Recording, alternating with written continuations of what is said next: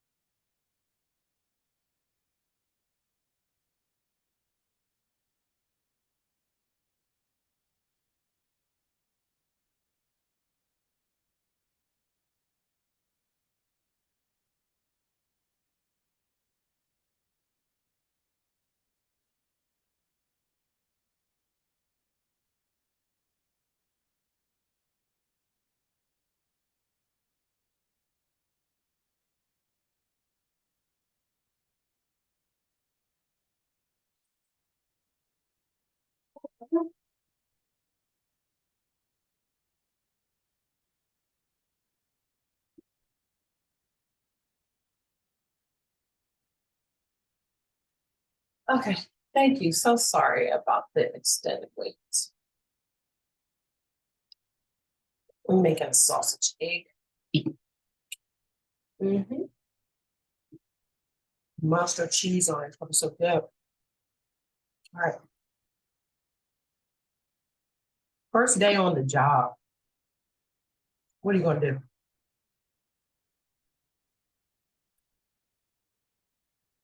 All right.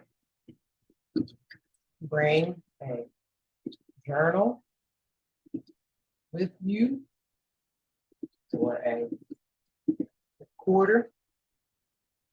Okay. And or both. Okay.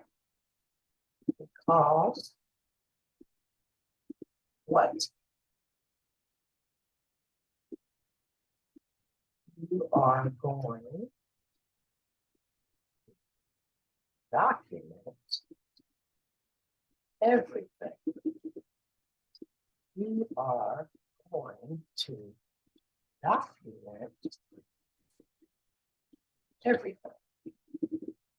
Okay? Yes, you are. Listen, you don't have to bring the journal with you, okay? But you certainly need to have one. If you are already on the job currently and you haven't been doing this, um, go ahead and get started. Because probably 9 times out of 10, you can go back and in your own experiences on the job, and either something has occurred to you that was inappropriate, unethical, and or illegal, or a violation of your rights, or something that the employer could be held accountable for with regard to anything legal, or say, for instance, an EEOC or civil rights or OSHA claim. Mhm. Either it has occurred to you or you may have witnessed something. You need to keep documentation from day one. This is what I figured out. This is going to be your strategic approach on the job. And this is what we hope, right? We hope that you never, ever, ever, okay, that you never, ever have to utilize this journal or recorder or whatever mechanism that you have in place for documenting. Now, listen, you may need to use multiple sources, okay? You definitely want to keep a journal, something handwritten. If you can, if you have some difficulty with writing or something like that, then you think of some type of mechanism that you could use to document your everyday accounting of events while you're at the workplace. Okay. So basically, it's just, hey, on 9/2/2023, reported to the job, and start your journal out. Just say, like, my name is such and such, and this is my role, and da da da. And every day that I work at this particular place, I'm just gonna chronicle the events. Okay, it doesn't matter why. Okay, this is your personal shit. But guess what? You probably gonna need it. I'm finding that out more and more and more. I see that people are out here on social media platforms and things like that, and they're looking for education relative to what approaches they should take because they're being harassed, intimidated on the job, coerced, threatened. Individuals are, targeting them. And some people are being, SA'd, okay? You know what that is, all right? And just tormented on the job and by other employees, their peers, or more often than not, it's someone in a supervisory or leadership role, a supervisor or something like that, that is really just giving someone a hard way to go and creating a hostile working environment. And it's deliberate and it's intentional, right? So it's okay if you feel that, someone is doing this to you, you're going to be fine if you take this approach. All right. If nothing ever happens on the job, great. But, just for even yourself, create a journal, have something, have a recording, have a timeline that you can reflect on in your efforts to work towards self-actualization for yourself in life. Okay. Because, just like businesses and things like that out here need a quality improvement plan in place for operations, and most everybody does.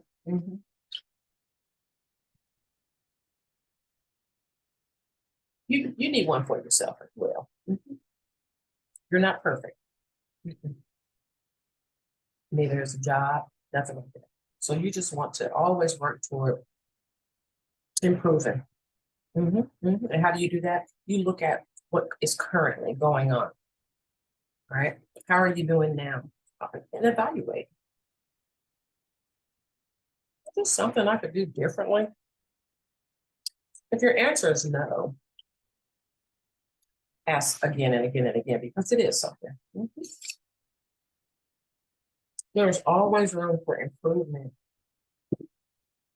Period. And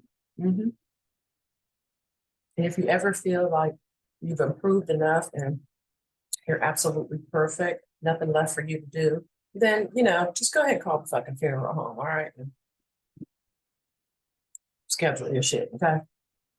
All right, because there's nothing left for you to do there, damn it. Period. All right. You will never, ever, ever truly reach self-actualization. It is just a constant and continual effort to be perfect in a sense. But you never, ever really get there until it's the end, till you meet the end, till it's over. Okay? And you shouldn't want to, because then what will you have to work for? What will you have to work for? Right? Yeah. So you need to be evaluating all the time, evaluating and reevaluating current processes in business and stuff like that. Seeing what worked and what didn't work, what's effective, what's ineffective, what's efficient, what's not efficient. Where can we come to the table, the whole interdisciplinary team of people or whoever to collaborate, brainstorm, figure out where the complication or problem lies. We're going to get out here and we're going to figure out what types of interventions and things like that we need to put in place within our strategic plan to do better, okay? To make our processes and operations and everything that we do better. And then you have to figure out within it, you set a time frame, a measurable time frame for yourself. Okay, so every 3 months, we are going to, or I am going to, or whatever, you can apply these principles to anything. A quality plan for yourself and your own, as far as you and as a being, or the employer, right? So this is where your journal will come in handy, because you're really just creating a journal just for you, and you're recording everything on the job because it's just for you. This is just your self-actualization, quality improvement plan type notebook for yourself. And every day that you go in, you're going to write down, what you did for the day. And then you're going to evaluate yourself. You have to determine how often you want to do it. You want to do it once a week, every single day, once a month, how often? I would say, make it pretty consistent, not once a year, because you want to be improving along the way. And you need to be documenting every single damn thing. I would say maybe like once a week. But if something comes up, then you have to adjust your evaluations or reevaluation or whatever appropriately in accordance with whatever events may occur, or wherever appropriate. Okay, so basically you can evaluate, say, all right, I'm gonna, on a scale from 1 to 5, rate myself on how I did today, or rate myself on how I did this week, with in comparison to what my job duties are, what the expectations and things like that are, okay? Did I meet the expectation this week? Did I exceed the expectation this week? Did I fall below the expectation this week? And how it, what makes me believe, what's the rationale behind why I say I did that? Why did I fall below? Why did I meet? Why did I exceed? Okay.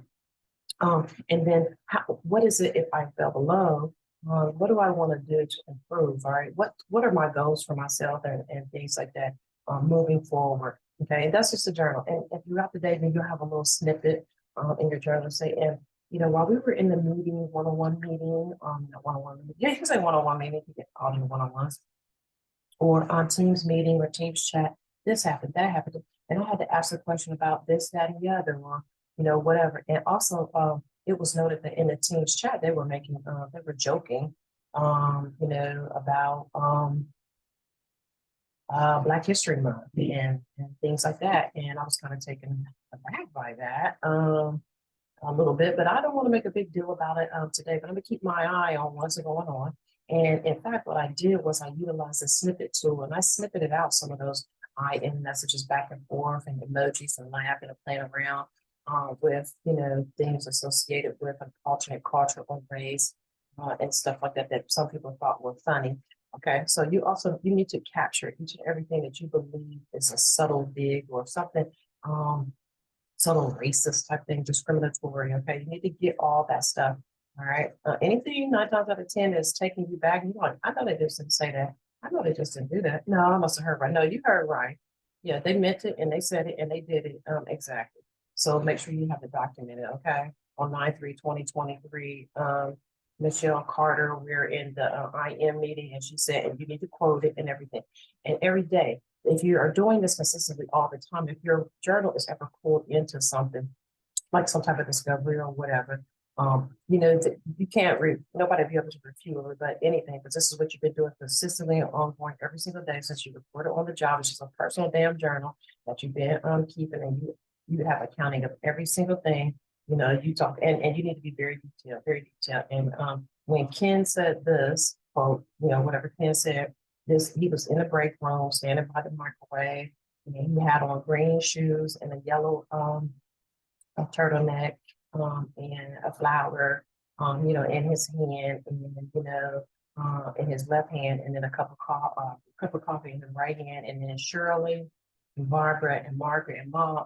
It was all sitting around at the table, and there was a round table. It had a skirt on it. Yeah, ciao, bye. Okay, everything. It doesn't matter. Okay, hold on 1 second. I've got one additional thing to do. All right, so let's just recap real quick. You want to first day on the job have a mechanism of keeping track of the daily events in the workplace. Right? Okay, that's number one. Very, very first day, even during your what's the day? Right. All right. Wait your day. How you spell it? What's the word? Consistently. And routinely with a scale and rationalize why you rated in that manner. Okay. All right. What about what is going to do that? Okay. Okay. And then let me pull this over. I'm just playing around with this whiteboard thing, actually. I felt like it would be just a great way to do a little thing here, because we're friends. We're just kick back, chat and stuff, right? Finish that coffee up. That was really good. First day on the job. All right. We're going to start documenting for the very, very first day. And if you miss a day or something to document, you can go back. You can go back, kind of like a late entry type of deal. Similar to that. Go back and say, oh, I forgot to mention what I did yesterday, what occurred throughout the day. This is just an overview over, recap of my day and how I feel about it. And, How am I feeling about the job? How do I feel about this and the other? Do I feel like this is somewhere I could be? Is this a stable place to be? And talk about people and how their character is and things that you see with them and things like that in your journal too. Yeah, just keep note. It can serve as evidence and documentation later. That's all I'm saying. You have to, you have to, because I'm finding that a lot of people are on social media and asking all these questions. They're not documenting. And the best way to make sure that if anything occurs, that's a violation, that's unethical, illegal, or whatever, anything occurs, you're not just all of a sudden gonna document. You've been doing it you've been doing it all along. Okay, hang on one second.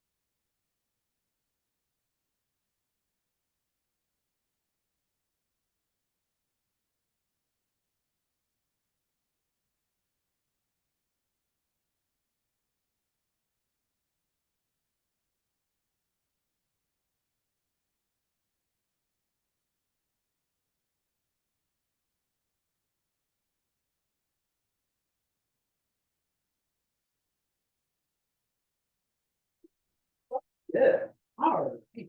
Okay, friends, we're back. I had to take something else, and I'm eating up a piece of bread for my toast, for my sausage, an egg. All right, anyhow, yeah.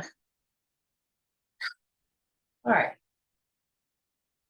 Just make sure you're keeping a record because then that way you'll ensure that every single day, if anybody is on the outside looking in, they won't really be able to question that you just made something up all of a sudden. They'll be able to admit like your journal or whatever into some type of evidence because they can see that you've been consistently doing this. That's only just one thing, right? Some other tools that you'll want to use. All right. So other tools for documenting at work. Okay, so snippet tool, right? So you want to snip it out. You want to use that to snip it out anything that you see in those areas, such as like your Teams meeting, IM, your chats, if you still utilize Skype, all of those things that can easily go away. All right. You want to take your snippet tool if you see somebody talking about something or trying to be funny, making remarks and things like that that are discriminatory or whatever, or sexual in nature or something. You want to take and snippet that out. Then you want to file save as, and then you're going to name it something that will help you remember.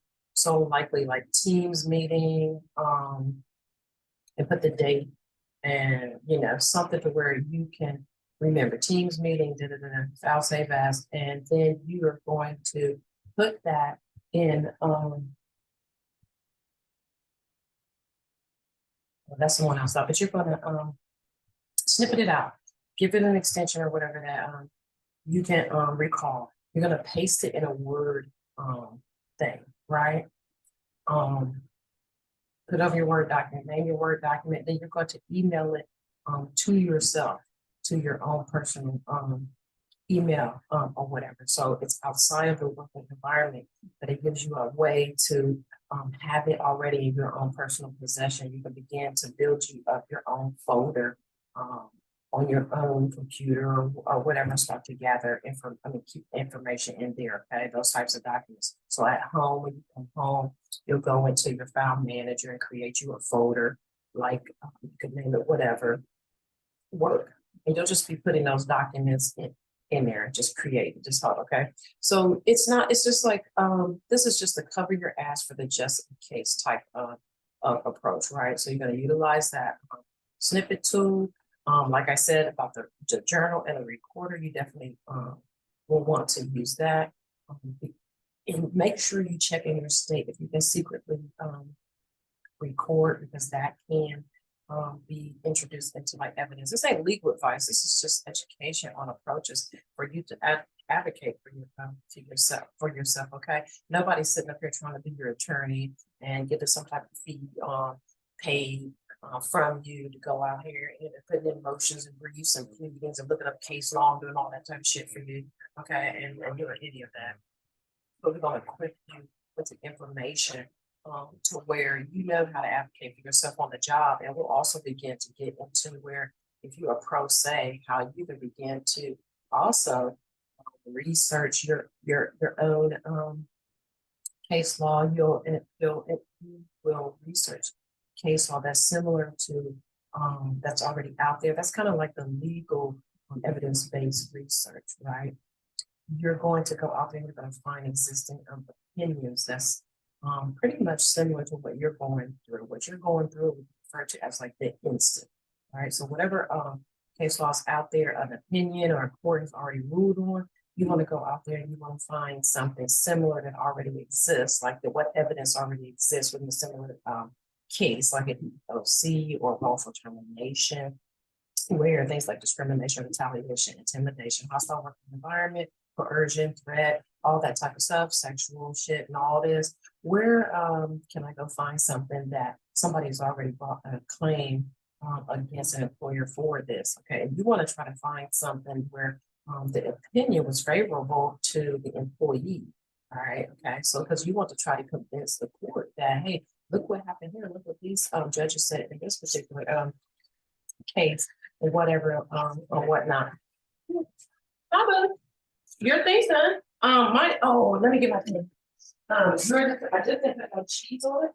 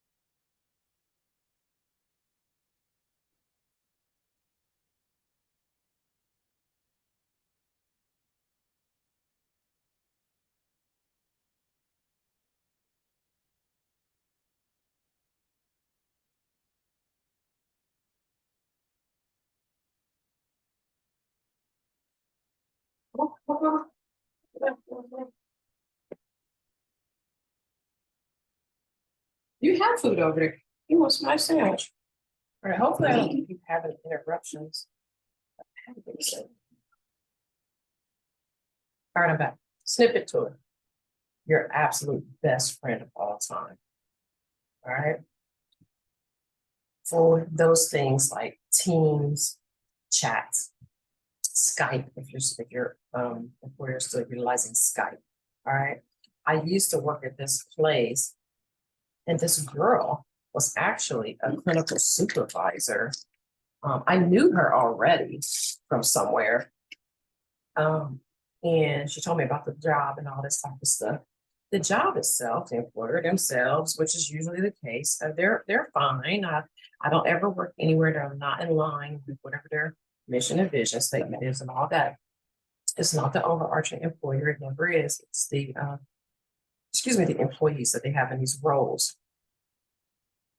And these employees are the ones that are violating all these rules, regulations, protocols, laws, and all this type of stuff, their own professional conduct, and ethics, code of ethics and things like that, as far as, licensing boards or, that type of deal. I'm finding that a lot. And when you bring it to the table as an employee that does not allow or tolerate those types of things, for me personally, what I usually do is I go to the source, whoever's violating a code of ethics, professional conduct, a law, something like that. And, I try to resolve it then and say, listen, I'm not going to tolerate this. So you can't put my own license or my own reputation, and I'm certainly not going to ever allow you to challenge my integrity and things like that. Never. And I'm never going to put my name on any damn thing that might harm another individual or get me myself in some type of fucking trouble where I could be held accountable in a court of law or something like that. I'm not going to ever do that. I'm sorry. Just because you told me I needed to on a job because you think you're in some position of power as a supervisor, manager, senior executive leadership. No. And what it is a lot of times the people who are at the very top, or I don't know who it is, they're not really looking into the complaints. Okay. The HR department and the true culprits, these employees, they're getting together once you have a complaint, and then they begin to devise a plan of attack on you, and you become a target, and then they ultimately, get rid of you because whatever, you're going against the grain of the wrongdoings that they're, routinely participating in, and nobody's ever holding them accountable for. And so, as you know, if there is never a consequence for your poor behaviors and actions, just like with a child, those behaviors usually continue. And it's the same. It's the same in the working environment with these adults and things like that that obviously never grew up.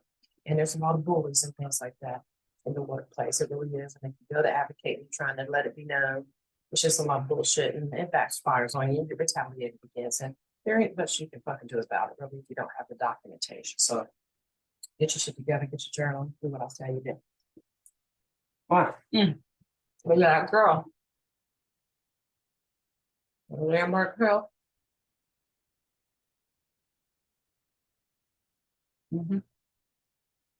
This is true, it's not a lie.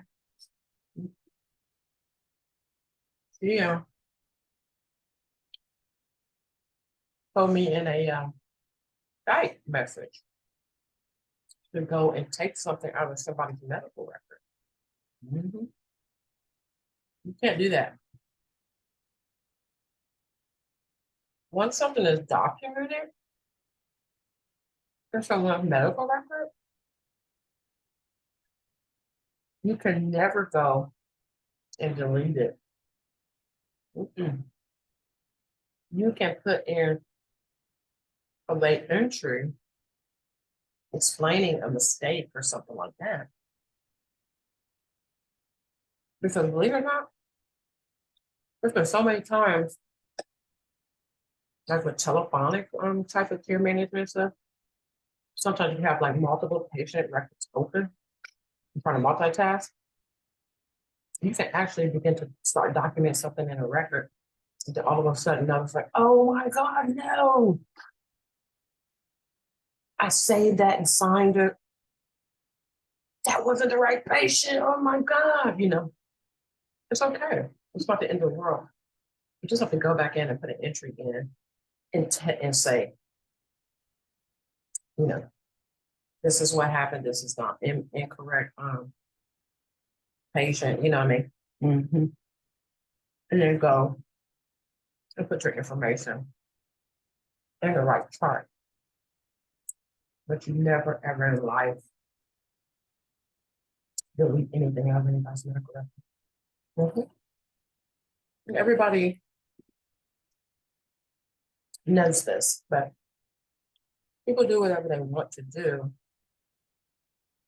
on these jobs. They put you at risk on purpose of having some consequence for yourself if you truly do not stand up for yourself. Do not ever, ever, ever go against what your morals are, what your beliefs are, and never ever put yourself in a position where you yourself are doing something that is against what you believe in. Never do that just because you feel you have to have a job to pay your bills and stuff like that. Okay. Right now, currently, like I literally do not have a job. I have had a job revoke a position from me. Yeah, and then we actually went to EEOC mediation, and we came to an agreement. And they would pay me a confidential settlement amount. They paid some of it. They paid some of it after they lied to Franklin County Court of Common Pleas 22CV 7866. I can give you that information. It's actually public. So if you want to go look it up, it's Columbus, Ohio. Franklin County Court of Common Pleas. Chris Brown providing. A judge like Chris Brown is, they call, quote, lazy judge. Because this particular case has been filed since November of 2022. And nothing has been done on it, like no ruling, any motion or pleading whatsoever since the filing date. There are several outstanding motions from all parties involved. Nothing has been done. I believe Chris Brown, he went in and ruled on a motion to grant an appearance of a particular attorney who is the EEOC charge respondent's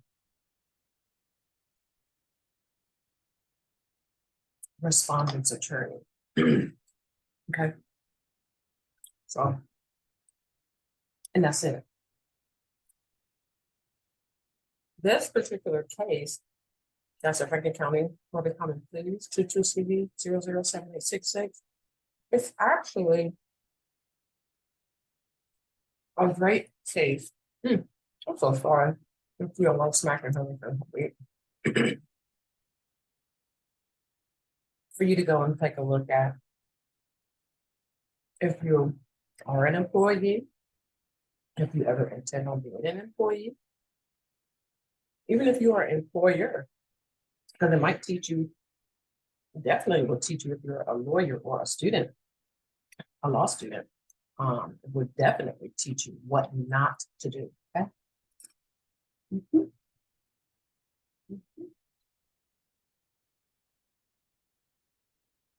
It's comprised of fraud, felony theft, and then it even touches on how some law firms and attorneys will reel you in to make your hardship, your severe harms and things like that equate to a payday for them when they really never have done any real actual work on your behalf as their client, which is also against their professional and ethical conduct to not act in the best interest of their client, but to act in their own best interest. So it will give you insight into that as well. Mhm. Okay. Deception, coercion, harassment even of a respondent onto a EEOC charging party. Mhm. The EEOC charge is 532-2022-02705. Right?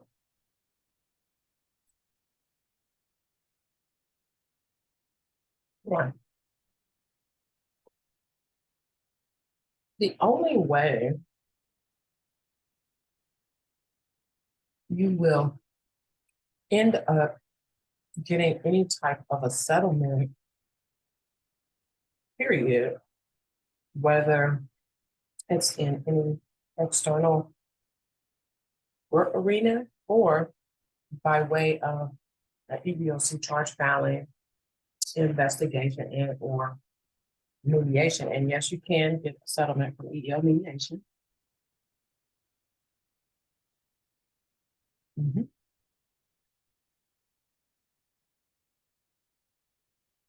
But the only way is if you have substantial evidence to back up what you're saying. Okay. These types of cases are very difficult to prove, even though you have really in real life truly experienced it. Okay. It doesn't matter about, well, somebody, well, she told me this, that, and the other, they were going to advocate for me or they were going to be a witness. And my friend on the job, no one's going to be your friend at the end of the day when it comes to this.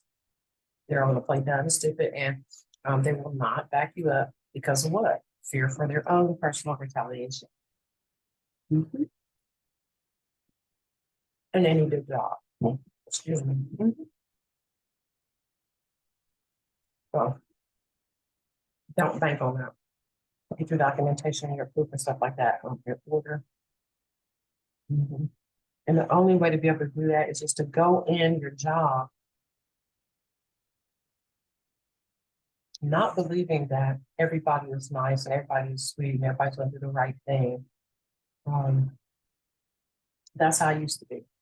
I used to go into these jobs and oh, this is great. I know I'm being, oh, she's so nice. Oh, she is just the best. Mm-mm. You got to go into it, putting the devil's advocate at the forefront and believing that everybody is against me. They don't like me for the color of my skin. Someone might say something inappropriately to me or try to inappropriately touch me. Yeah. Mm-hmm. Someone might place me in a hostile working environment and try to bully me. Mhm. Someone may, once I tell what's going on and seek intervention, like they always tell us to do in the module and all the stuff that they have us taking, giving the number and saying they don't, tolerate workplace violence. They don't tolerate any type of sexual type of, any inappropriate behaviors. They don't tolerate discrimination. And they have you taking all these modules about diversity and, you know, cultural awareness and all this type of stuff. Mm-hmm. But yet, at the end of the day, when it's brought to the forefront that some of these poor behaviors that they had you taking all these modules and all this stuff and in services annually, to keep coming back into the dress and take like ethics and everything, workplace violence, that is truly these very behaviors that are actually ongoing routine in the workplace and they're known and nothing's being done about it.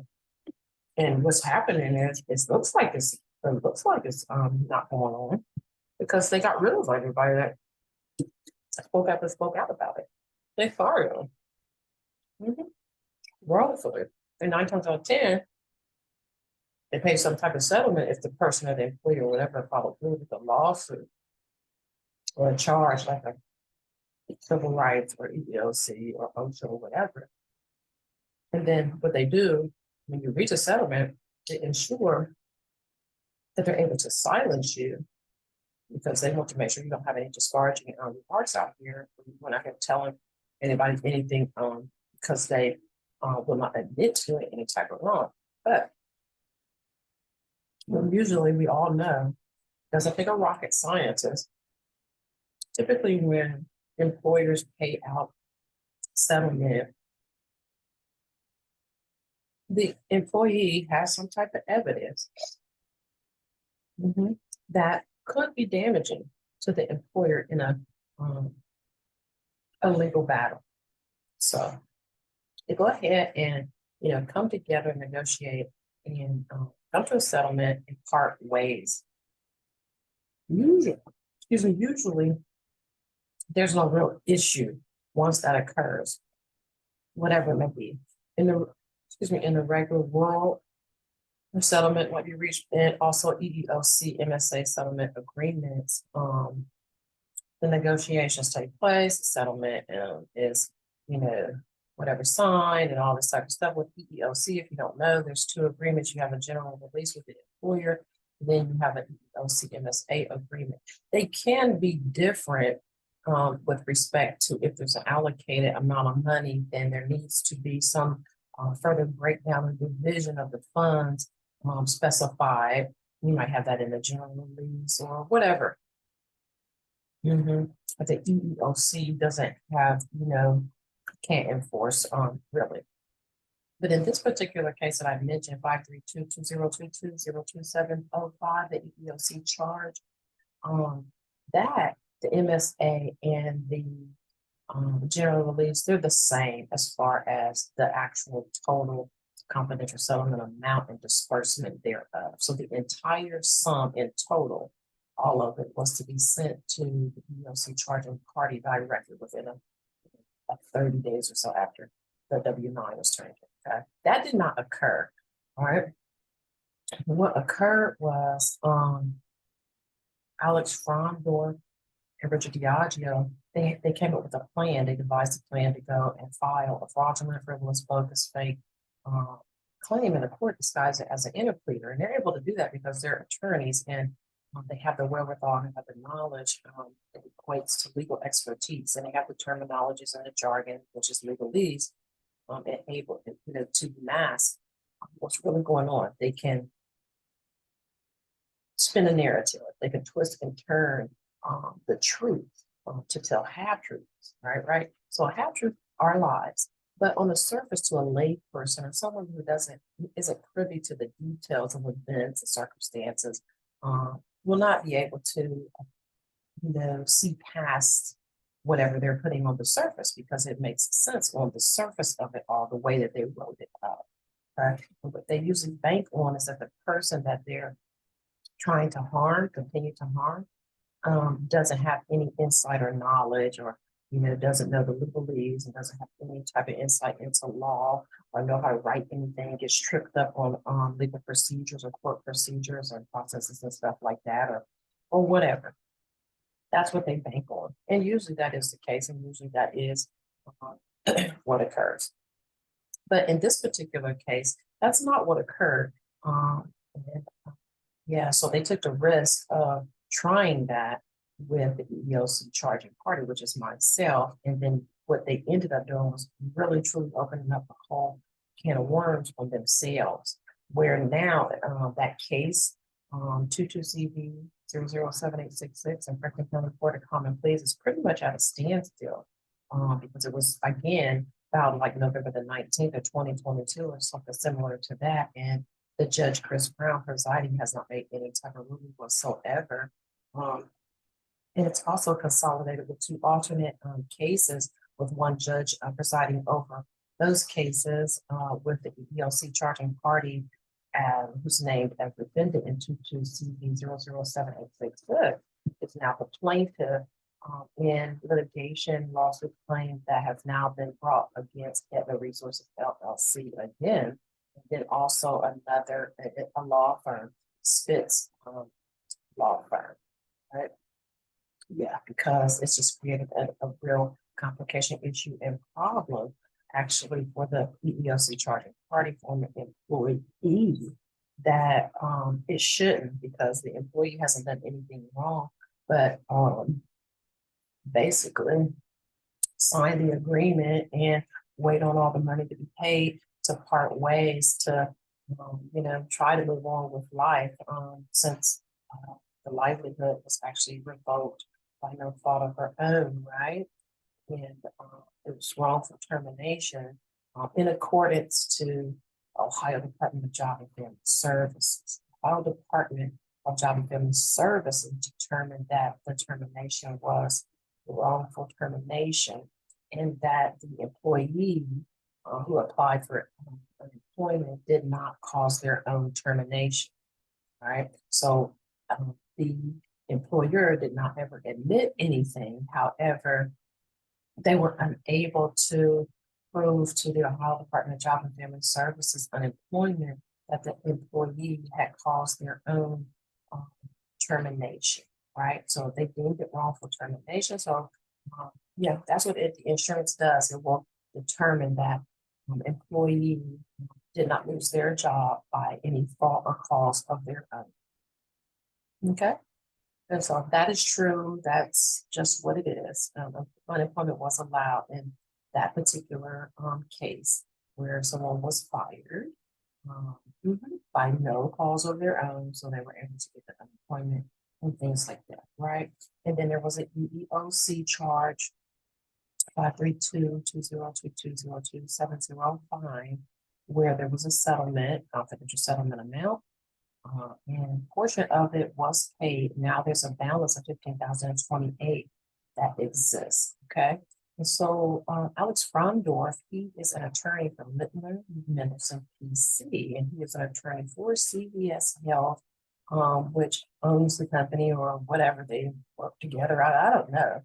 I was a CVS Health employee, right? But they own whatever it is, Aetna Resources LLC. Aetna Resources LLC is what's on the pay stub. So that's what you see in terms of any litigation, right? But as far as who you work for, if anybody asks, oh, CVS Health, what does your name badge say? CVS Health, all of that. They use the two terms or whatever interchangeably, actually, in fact. All right. Yeah. So, when Richard Diageo sent an email to Trisha Breedlove Spitz law firm, he did not say Aetna Resources LLC intends to send the EEOC charging party $15,028 check, as it is a part of the overall, MSA settlement agreement. And we know pretty much, Richard Diageo, Alex Frondorf, the Mendelson PC, Spitz law firm, the Franklin County Court of Common Pleas, the judges, and everybody, Ohio Supreme Court Disciplinary Council, anybody that can outreach to give the awareness of what's going on, the intervention. Everybody knows that there's no lien that exists against the property, which is called equitable property of the EEOC charging party, who is a nurse, in the amount of $15,028 at all. There's no lien, there's no court order, there's no judgment by Spitz law firm or anybody on the face of the earth that give rise to, or any type of a cause or rationale as to why or what would give somebody the right to come and seize $15,028 of someone's property without consent. Without receiving any type of implied and or express type of consent. You just go and you just seize it, you take it, gain control over it as if it's yours, and you just do whatever the hell you want. It's not in a court registry, it's not in a trust account. Yeah, it's not even with an innocent third party that has no type of interest or ownership in the $15,028, in fact, right?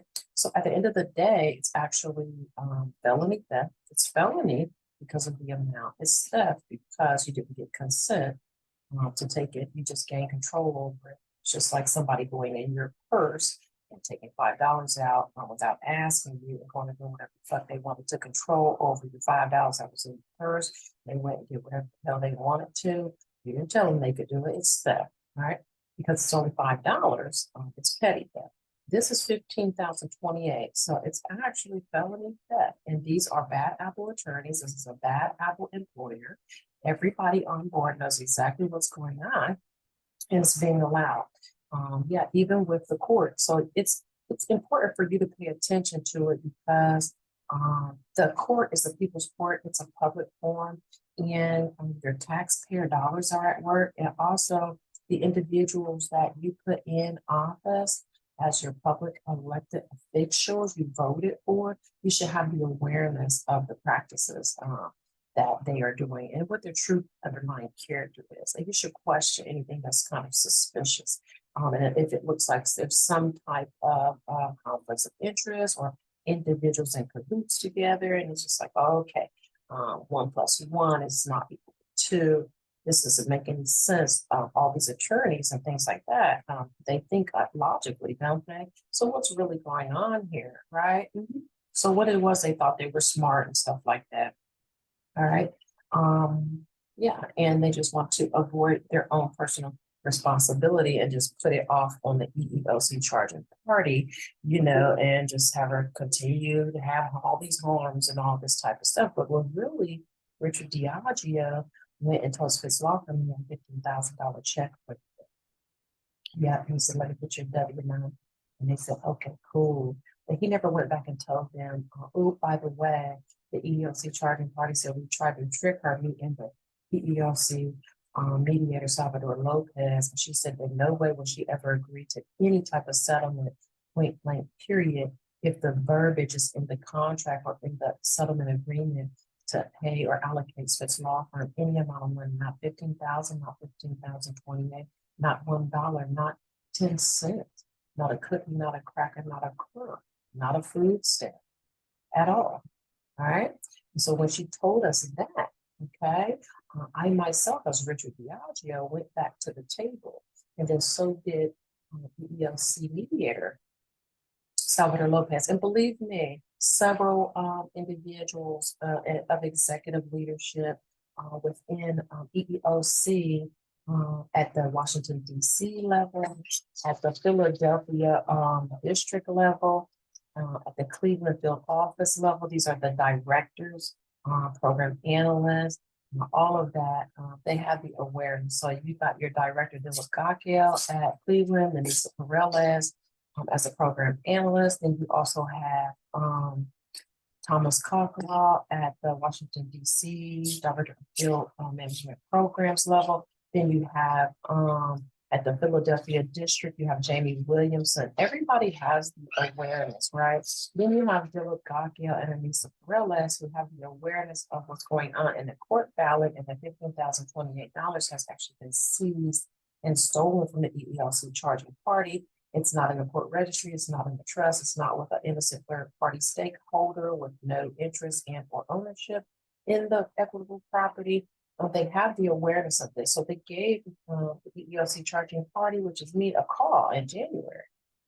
And they said, hey, we know what's going on. We actually did our own research. So what you could do is just go ahead and file a new charge based on what they did. Just go ahead back into the portal. We can show you how to do it and everything like that. So just go on in and file that, and we'll go from there. So that's what the EEOC charging party did back in January. It took until June 6th of 2023 for an interview with Sabrina Austin. Sabrina Austin had to be told twice to ensure that she updated or uploaded the portal with the recommended charge filing details, okay? Because she was not doing that, and it was a deliberate attempt to not have anything on the public record relative to the actions of the ill will and wanton actions of Richard Diageo and Salvador Lopez, EEOC's very own mediator, right? That they don't want that to be public record. But yeah, it's absolutely true. So when I tell you stay on top of your game, stay 2 steps ahead of these individuals, let them continue to play checkers while you play chess, okay? Keep a journal, have a recorder. You can secretly record in most states. Check where you are. In Ohio, you can use the snippet tool to snippet out any conversations that otherwise are not going to be kept, like in your IM messages, your Skypes, your team's meeting chats and things like that. Snippet it out, use your snippet tool, all right? Go ahead and take kind of like a little screenshot, or you do your text box around it, grab it, you go ahead and name it. Then you open you up a Word, blank Word document. You right click, or you do your is it Control C, Control V, whatever. Put it on a Word document. Save as something with an extension that will allow you to remember. My suggestion is that you name it something like Teams, chat, and then the date. Okay, you always go back to it. And then you put it you open your Outlook or whatever, you put it as an attachment in an email to actually send to yourself. Right, because at home, that's yours. Because at home, so is that change right there. So because at home, what you're gonna do, once you get in your email, you're gonna create you a folder utilizing your file, little manila folder that's at the bottom or whatever you open up in your document. And you're gonna put it in the folder, whatever you want to name it. You're just gonna go to create folder and name it work or whatever. You put all those types of documents in there. Okay. You can create a main folder, and then you can begin to make sub folders underneath that for specific things. So overall, you're going to put work folder. Okay. Then you can put something that says, make another folder within that folder that says Teams meetings. You can create another folder that's in your big, large work folder that says Skype. All right. Journal notes, whatever. Okay. Whatever. You will have to determine based on your individual circumstances or however you want to build up your own case. All right. I would also suggest that we can take this stuff off. I will also suggest that you how do I get this off here? It's gonna go off. Oh, no, can I clear it? Oh, erase. Let's erase. Ooh. Oh, okay. I will also suggest that you what was I gonna tell you? Shoot. I had it right in my mind. Somebody was interrupting me.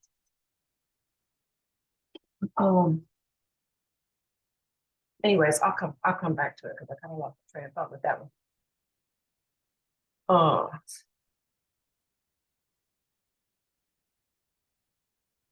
What else can we do? What's this? Let's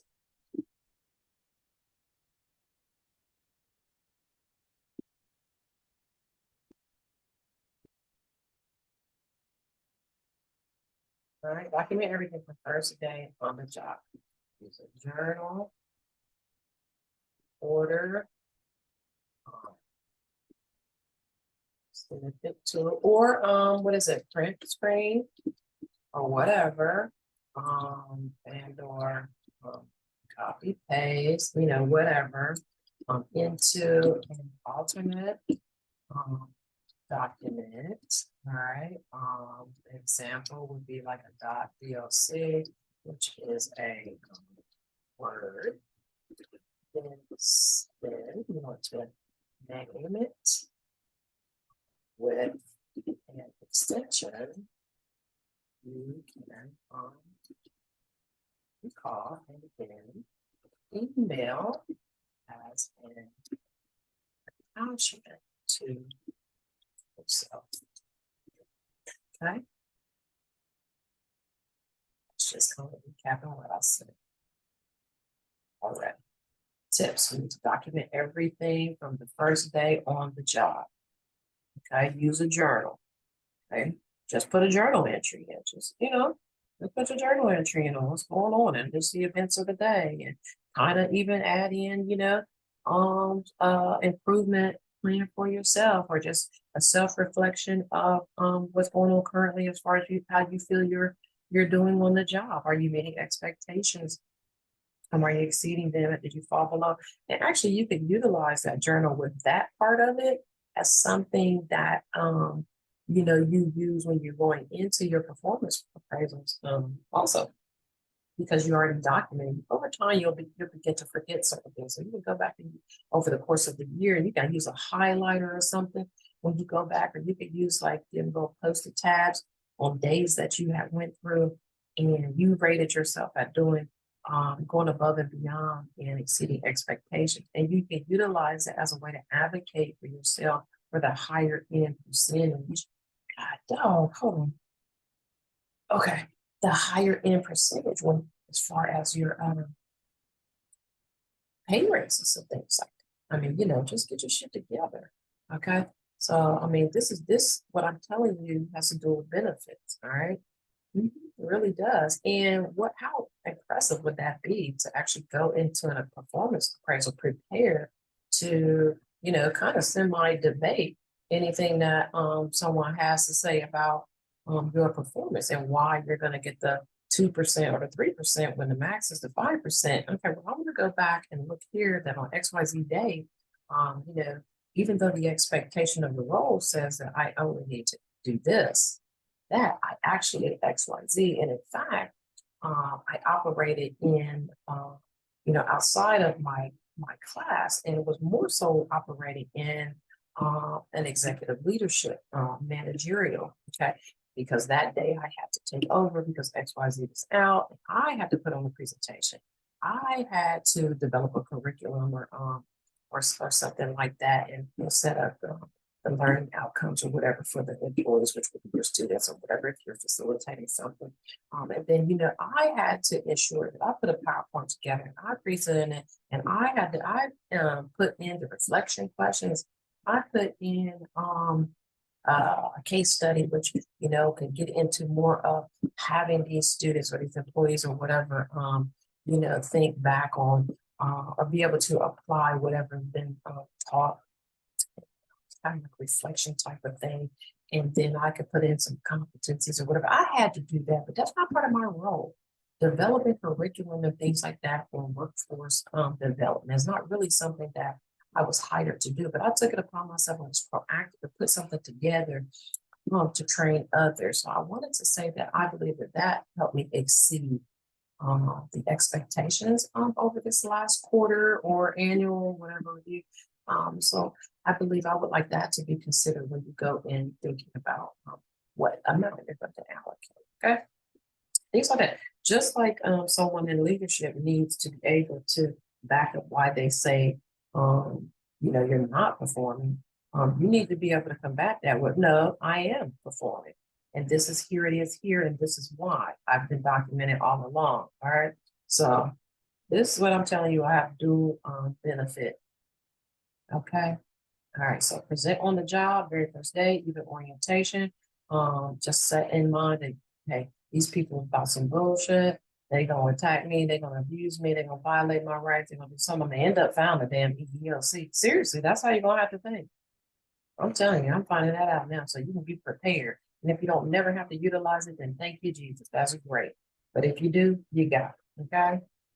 So in the particular situations that I've been in life, I always document, and I've let a few people slide where I really could have scraped them in all kinds of EEOC and court filings and been paid and all that. But nobody really has time for that. That's not the objective, really. This is not really a game. This is not me coming on here trying to tell you how you can win a lawsuit against your employer and go in here and start the shit. That's not what it is. I mean, no, I'm a huge advocate for exceeding expectations on a job and putting in place, true quality and operational development and improvement type plans and things like that relative to business practices and so on and so forth that equate to what the most effective and efficient mannerism in doing business, that who is going to benefit really at the end of the day. You want your consumer or patient or whoever it is to benefit. You want to optimize whatever it is for them, an outcome or something like that if you're talking about a patient. But really, if you're doing what you're supposed to do, point blank, period, where it's effective and efficient, it only helps your business. It only helps what you're doing. It's going to keep revenue in your pocket. It's going to reduce costs. I mean, whatever. I mean, if you're an insurance company or whatever, You're doing what you're supposed to do. Quality at the forefront with respect to the business operations, but also your practices and workflows or whatever your performance measures or whatever it is that you're doing for these patients based on whatever specifications are outlined for whatever authority is over you, like managed cares, NCQA, that's their accrediting body.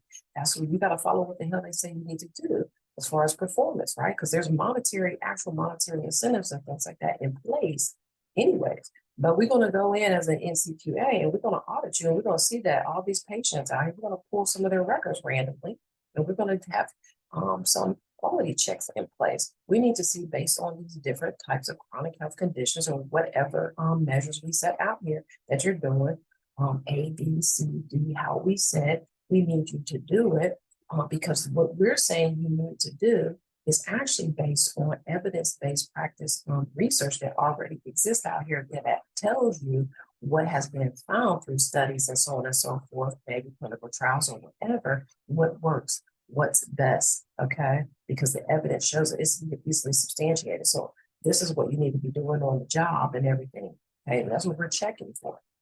You need to pace yourself the same type of way on the job with respect to yourself as an individual, all right? Same. You can even begin to do your own evidence-based research and see what has been done to show what usually, all right, equates to a high-performing employee, okay? What do employers typically look for when they're doing performance appraisals and things like that relative to giving you the higher percentage, okay? It's not hard. The evidence is out here. Now, you will find sometimes when you get into the evidence, then they will say what's recommended is that more research needs to be done, because it's kind of scarce out here or whatever. But just about any damn thing you go out here and look for, you're going to be able to find something. And that way, you're going to be the best that you can be in what you're doing. Same thing with this legal shit, with these people on these jobs doing it. There's already evidence out there. All right, you can go and you can look up statistics. You can go and look up all of that type of stuff. It's your .gov and your .edu, any of your accrediting bodies for different entities and things like that. You always want to utilize them. A lot of times, even your memberships or whoever you're like if you have credentials in a certain area, those primary memberships, like say lawyers, the bar associations and things like that. They know what it is. They know what it is. You can go to the research for the end and see what it is and what opinions are and what do they deem to be what equates to, a super lawyer or whoever they're putting in them damn magazines and stuff like that versus a bad apple and all of that. It's really not that difficult. At least I don't see it being very difficult to see. Okay. And over the years, this shit has happened so many times to me with a lot of different employers that really, really do have some wrongdoings going on. All right. I used to work at a Ohio Department of Rehab and Corrections, CRC. That's a lot of wrongdoings going on.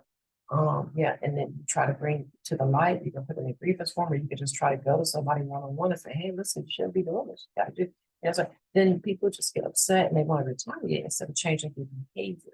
And that's really not what it's about. It's about being a change agent for me and actually trying to, weed out the bad apples. And so, in any environment, we can have more of the people that are, standing up for, what is right. Okay, and doing what is right for the right reason and having a sense of integrity and genuinely caring for other people and wanting to put yourself in the shoes of another person when you're reflecting on your own actions and you're thinking like, well, I want somebody to do that to me, but I want that to happen to my family member. Maybe I need to sit back and think and then modify whatever it is. Because sometimes people allow their emotions and stuff like that to take over. Anyhow, I'm like this all the time. I am a very matter of fact type of individual. Some people foresee that as being defensive. It's not that. It's just I'm very matter of fact, and I come with concrete, factual and accurate evidence to substantiate anything that I say. Yeah, and I can stand on it. Just like with these cases like this, I'm telling you to document everything because at the end of the day, it's going to it can only help you. And you have to document in such a way that you don't allow anybody any leeway to refute or rebut anything that you're saying because you have the receipts. You have it. So like in the case I said, 22 CV 7866, the reason why they're stumped in that case is just sitting there and they're hoping that I die or something like that, it just disappears. They'll never have to pay my $15,028 that CVS Health and the Resource LLC, Richard Diageo, Alex Frondor, deliberately and intentionally seized without consent, right? Which is stolen because of the amount is felony theft, okay? It just makes sense. Anybody who looks at it will be able to tell it makes sense because what did Richard Diageo do? He sent me an email and he said, hey, will you give me the consent? They know how to use all the right terminology and all that. It's all a trick. It's a trick. Let's see, they're playing checkers. I don't play checkers. Not at all. But I don't ever have to put in place, oh, I didn't spell this right, or show anybody different of anything until they start fucking with me.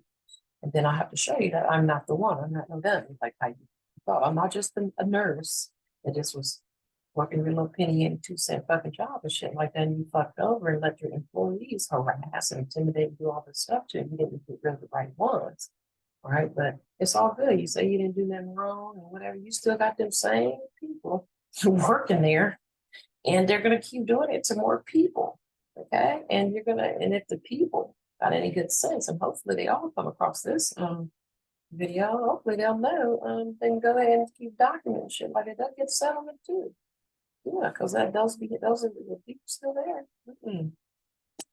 I'll tell you what, you fuck around in my damn business as an employee, and you cause me to have to be liable for some shit vicariously that you did. I'm getting rid of you. You're a liability. You're a risk. Where's your risk management fucking department? You need to actually have a whole risk management waste reduction department relative to what the fuck the human resources is doing. Okay? Because the human resources are putting you at risk for it. And I'm telling you that I'm not a fucking dumb. I'm very, very highly intelligent. I am. And I don't have shit to do with that. You can call up God, you call up Jesus, and ask him what happened and how she got the brain that she does, because I don't know. That's all I have is a brain. So, yeah. I ain't got shit. I can't sing, I can't dance, I can't do none of that. But I damn sure got a brain, and I teach myself lots of things. I seek out different opportunities occupationally and education wise. I dibble and dabble in a little bit of everything. I'm a lifelong learner. I love information. I seek it. And I'm going to continue to do that because it's actually panned out very well for me. And so now I'm at the point now where I just feel like, I'm just going to be full-fledged all on deep diving into true advocacy and bringing the awareness to others about, different ways that you can advocate for yourself and self-manage certain types of situations that, might work out best for you at the end of the day if you really have your rights or something like that violated. You'll be able to better advocate for yourself. And I will tell you, if you get a right to sue from EEOC, don't throw it away. Go ahead and sue, right? And just because you don't have the money, that's not an excuse. And be cautious of the attorneys that you pick, though, that will take these cases on contingency, because a lot of times what I have found out with this most recent case, 22CV 7866, some of the attorneys will take all the work that you do yourself, like if you're pro se, and they will try to pass it off as if it's theirs, so try to lay claim to it as if it's their actual work and stuff. But it's easily, you can easily prove it anyway. It's like in this particular instance, this law firm doesn't have any actual work. All right. There's no motions, no pleadings or anything like that filed. They never filed any charges on my behalf. Nothing. I've already said in another videos, there's no depositions, there's no truth seeking process. They never interviewed anybody, they never subpoenaed anybody, they never took a trip to the courthouse, they never did shit, they never talked to any type of investigator or anything like that. They never talked to anybody in my behalf with respect to representing me. Okay. But what they did do is send a demand for settlement letter over to Edward Resources LLC, Richard Whitmer, Middleton PC, CBS, or whoever. But they never ever got back with me to say what was said at that point. I mean, it just stopped because they just said, hey, she's already battled this out. She's got all her own evidence. Oh my God, look at the great work that she did. Look at the blood, sweat, and tears. Look, no wonder she's beat down. No wonder she's got mental health issues. No wonder she's always depressed. No wonder her PTSD is exacerbated.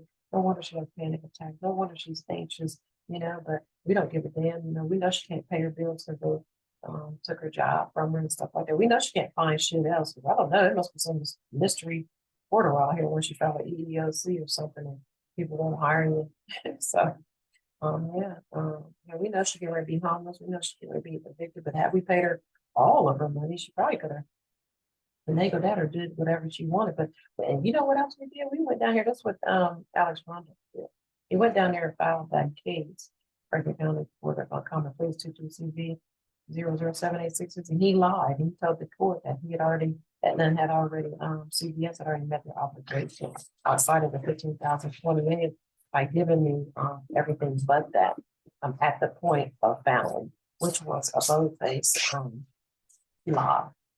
They hadn't seen anything, not even one red cent. Okay.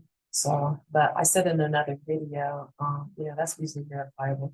Anyways, we still got the damn tracking number, we got the envelope, we got the check stubs, we got everything. And the $15,028 is part of the overall total confidential settlement amount. It includes the $15,020.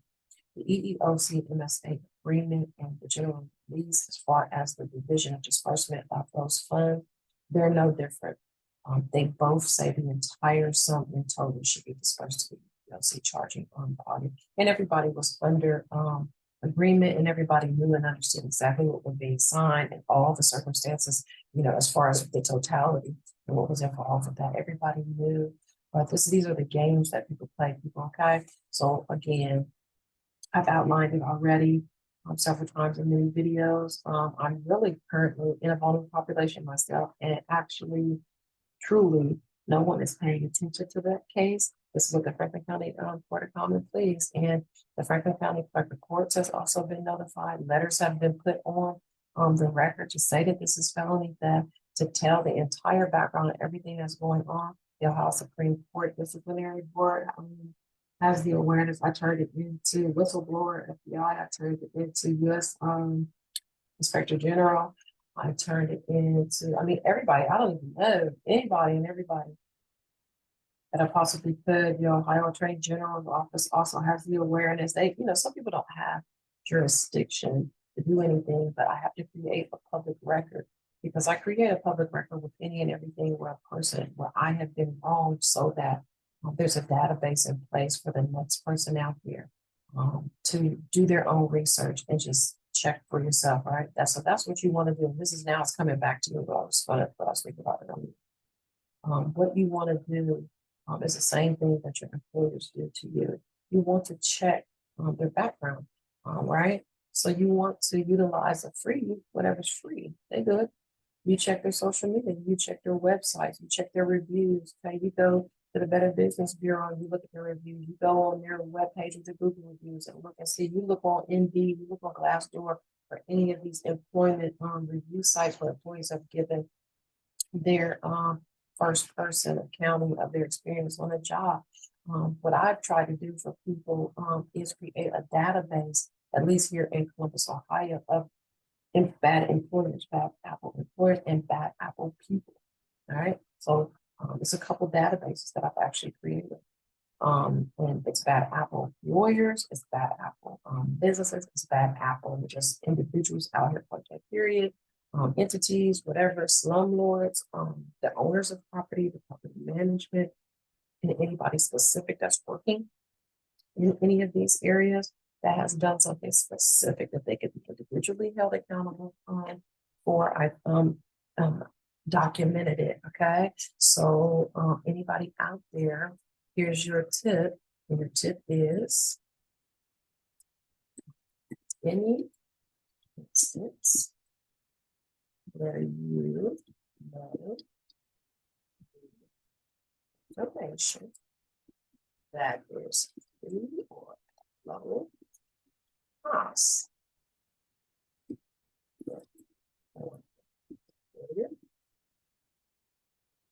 business, individual, professional. So your nurses, your doctors, your lawyers. Yeah, what else? Or property owner or management. Okay. Go to the following. Request.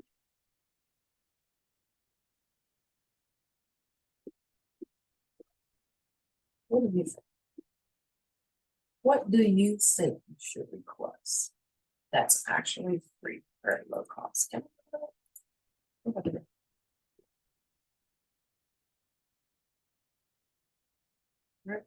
What should you?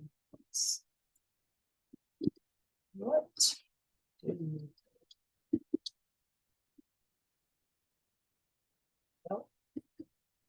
Do research person business personal business. Hey, that person wants business. Here. Oops. Oh no. All right.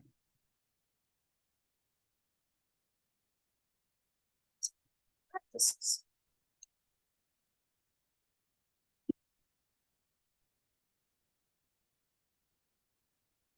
I can't put sound or something on here. Yeah, you're right. Okay, you're right. What's this select? What's that mean? Stamp. What's that mean? Spot. Oh, yeah. Okay. Wait. I gotta go back here. Okay. This is what you do. All right. This is what you do.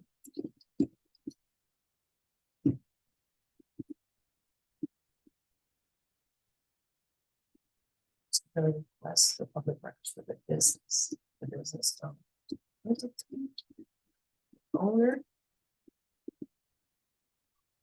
It could be employee specific. Okay, so all right, trust me. Trust me. You know somebody's name or something somewhere. Go request these public records. Okay, the owner of the business request a public record. The business entity itself request a public record. All right, because that's your individual, right? Employee slash actual individual. Right, everything in there. So there's a public record established with specific to business entity, the owners of the business, employees, or individual specific to jobs or whatever. Specific to employment. And on a database that's been created for you if you are a tenant. Housing as well.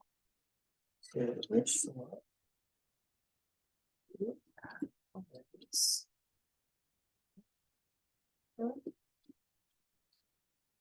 Standards.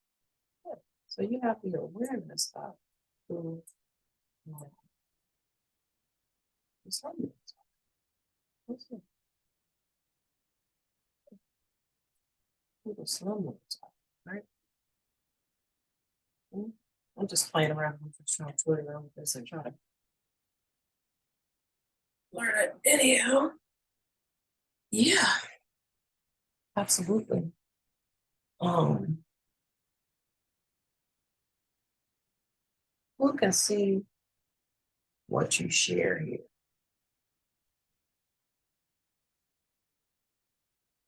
Oh, okay, great. Okay. Now, you have this is in Columbus, Ohio. You have a slumlord database. You also have a business entity or owner, employee, individual, specific employment focused database as well. Okay. Yes, you do. Yes, you do. Yeah, absolutely. So Change it up.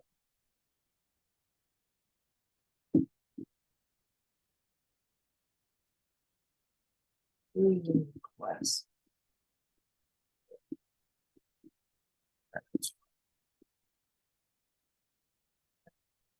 So what's us the someone in that foyer. Oops.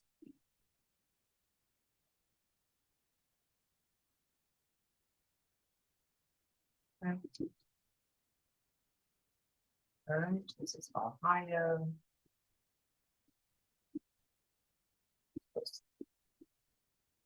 I would encourage you to begin to build your own database for people in your particular city as well. Okay, and this is where you do that. You put in custom. How do you do it? Let's see. Where do you go? You can go to, what did I do? Well, okay. By way of, let's see, right? Calendar, contact us. It's a form, right? By way of consumer or constituent.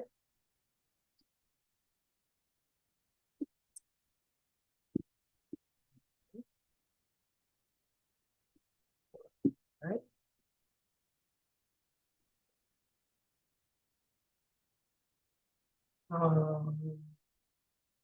Congress, which would be local, and the local congresswoman here, oops, those Joyce.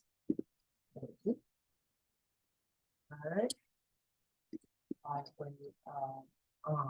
It's like a representative contact form.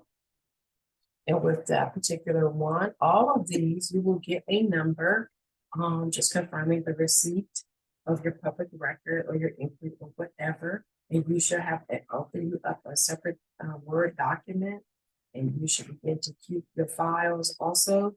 Same as I told you with the employer, name your folder something like public records overall, right? And then for employers, for employees, for property owners, for property management, whatever, or you could just even break it down even further within those folders for specific addresses underneath there. So if you have an owner that has property, you could put owners for 2951 Hubbardton Place, Williamsburg, Ohio 43068. And you put everything in there, like the 29 public records that exist with the city of Columbus.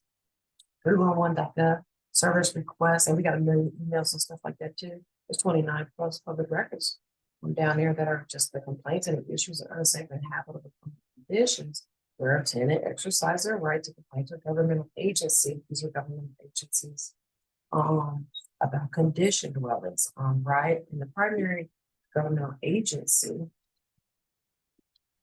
that that matters when it comes to like renting for tenants. Okay. How do you do this? Online service request, right? Okay. Go to the account. All right. So these are like governmental agencies or whatever, but when we're talking about landlord tenant, severe landlord retaliation, anything like that. If you have a landlord or whatnot, and you move it to a place that's been misrepresented, it's a whole piece of shit. They don't want to fix it and all this type of stuff. You have to give them the notice your place is not move-in ready. So all this is what happened at 2951 Hubbardton Place, Commissioner Guadalajara and Paul County Neo portfolio. Yep, I think I told you another video. There's a bad apple attorney. There's a lot of bad apple attorneys here in Columbus, Ohio. I'm really shocked. I don't know. It's like, attorney, how could you do this? Like, why would you do this to an individual? Like, this one attorney, Michael Casella, and also that judge, Ohio Judge Karen Fitz. Both of these people, they actually went to Capital University Law School. Oh my God, I went there as well. Hmm. And that the school does not represent this. And the product of individuals that come out of that school are not bad apples. So what happened? Okay, what happened? I believe that that these bar associations should be upset, upset that you were kicked off the team. Absolutely, right? Yeah, I believe so. They should. I would. I don't want you representing the same thing I'm representing, and you ain't got it. You ain't got the integrity. You making the school look bad and everything. What y'all doing?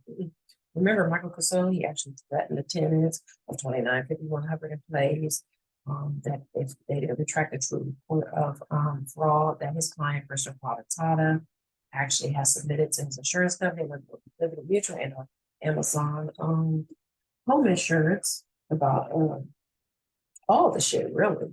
Okay, because he already knew everything in there everything was broken. He already knew everything was nasty and dirty, it was inhabitable, it was unsafe. I said Columbia Gas had to come up and shut the water heater off because there was a gas leak. When we turned the furnace on, it was rolling flames on top of the water heater, almost blew the tenants up in the right. It's just called improper combustion. That was back in September 2020.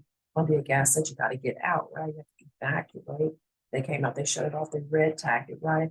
So he tried to kill the people in there. Wow. And then the rogue in the black robe, Ohio Judge Karen Phipps, the 22CV3620. You know what? She did not even allow those tenants, the plaintiff in that case, 22CV003620, to even get their security deposit back. Okay. When these people sat up here in front of James, Judge James Green, Franklin County Municipal Court in 21CV020711, and looked him dead in his face and said they didn't have any type of case against the defendants, which were the tenants at the time. Isn't that crazy? But yeah, it's true. So you're gonna look that one up too. What it is it's just that there's a lot of corruption in Ohio, and it's Columbus, Ohio, Franklin County Court Common Pleas is where it lies. It's lawyers, it's judges, all kinds of shit. And the Ohio Supreme Court, disciplinary board, they have grievances on all these people, by the way. Michael Casone, he's about 3 grievances ago, put on him. It's the same thing. Because every time somebody turns around, it's like, oh, we can't investigate it because the case is open. Oh, we can't investigate it because the case is reopened. Oh, so now that the case, and no, we can't investigate it because now it's a case open and common pleas. Now all the cases are closed. They have another grievance and they're still not investigating it, right? Yeah, because they're protecting Michael. So yeah, that's why. They want him to be able to keep his licensure and things like they continue to do wrongdoings. And that's not okay. No one is above the law, right? Isn't that what everybody keeps saying? No one is above the law. Yeah, so he participated in deprivation of rights, just like Karen Phipps, she committed the crime under USC Title 18, deprivation of rights under color of law, right? It's a crime. Actually, she should be arrested. So all the proper individuals have the awareness of that as well. Yeah, so what she did was revoke the liberty, the constitutional and human and civil and constitutional right. I said that already. Constitutional right of the plaintiff at 220-3620 to do what? Once again, just like the other motherfuckers out there from Common Pleas, CBS and Alan Frondo, Richard Diageo, and all the judges down there taking up each other income, all this corruption bullshit, and I felony theft, fraud on the court case. That taxpayers are paying for all this shit, right? But then Franklin County Court of Clerk had the audacity, nerve, and gall to actually send the plaintiff who had their rights completely revoked a bill for $330. Okay, when the plaintiff actually had every single right under the law and under the sun, okay, to bring that court case over in common pleas. But Karen Phipps, what did she do? What did she do? She spun a narrative, right? She twisted and she turned the truth, although knowing the entire truth to what? To what? To trick and deceive like a lay person and or a higher court or something like that into believing on the surface that what she was doing was telling the absolute truth and trying to substantiate it by using the legal evidence-based practice, which is case law, to back up what she was saying. But really, she knew that all along. Actually, what happened was Michael Casone was threatening the tenants over there and placed them under duress to sign that agreement that she had the balls to illustrate even in her summary judgment. Yeah, she illustrated it.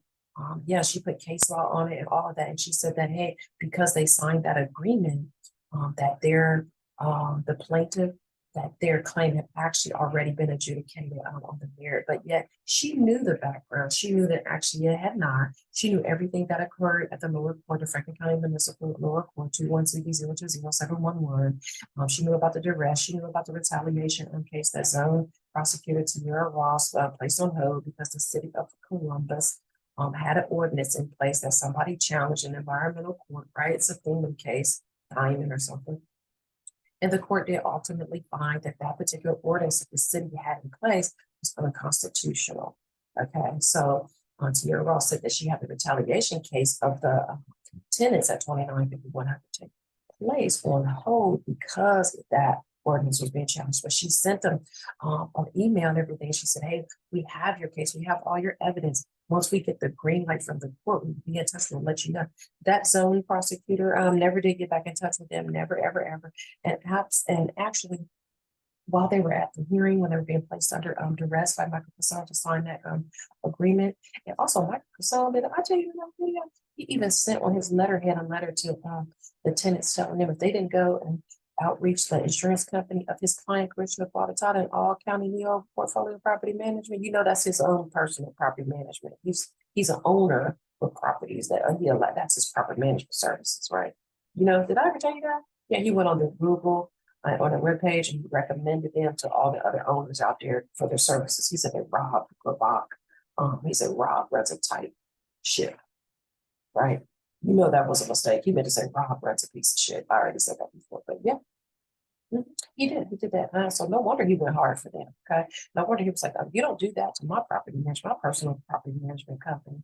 You don't go and you don't tell the insurance company for their client that their client actually participated in sending in claims with the wrong incident dates and stuff like that on purpose, and how he has sent you texts and stuff like that, trying to get you to lie on his behalf to the insurance company and the contractors, and telling you that he had actually put August the 7th on the incident claim, knowing that all these conditions was pre-existing at not only 2951 Covington Place, but also the adjoining adjacent neighbor's place on 2949 Covington Place, Phillipsburg, Ohio. Oh, and did we tell you that those neighbors over there, husband and wife team, we have them on the witness disclosure list. Yeah, and we also have Judge James Green on the witness disclosure list as well. We had a lot of people that we can speak to from their own perspective and accounting and firsthand knowledge what all transpired. We had everybody on there. Yeah, even people for code enforcement. Code enforcement is the actual ones that give you the retaliation paperwork in the first place.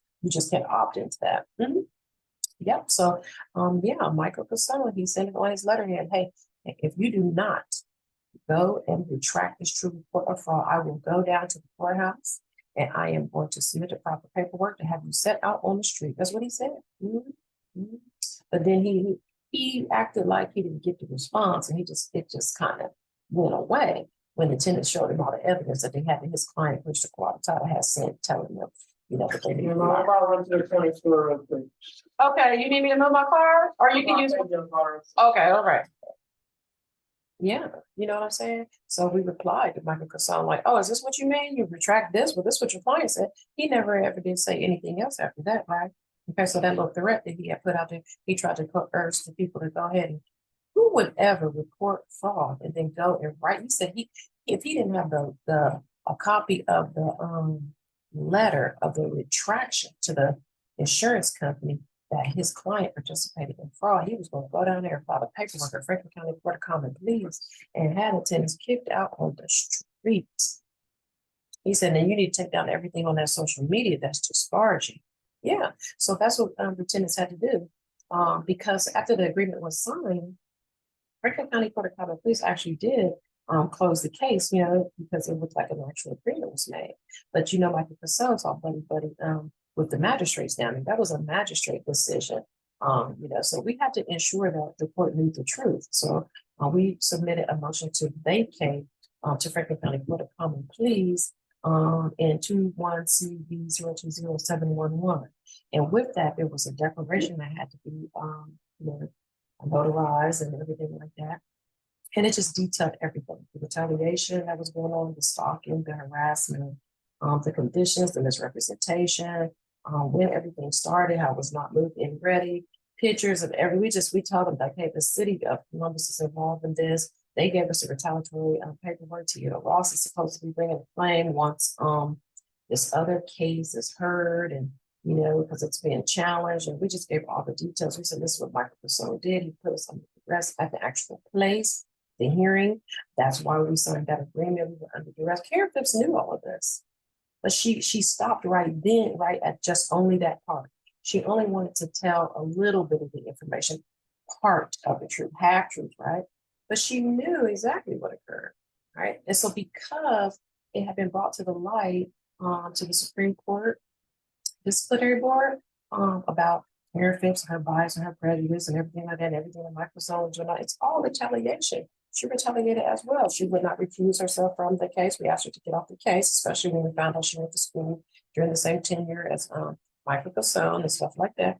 And she refused to because she had an agenda already, agenda to find her own best interest in that of her colleague. You could pretty much say they were their attorneys and they went to the same school and all that, and blah, blah, blah, same alma mater, woo woo.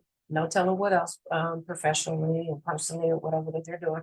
But Michael Persone put an affidavit on the record acting like they don't have a professional or personal relationship. Well, everybody says that, but yeah, okay, whatever. She should have got off the damn case.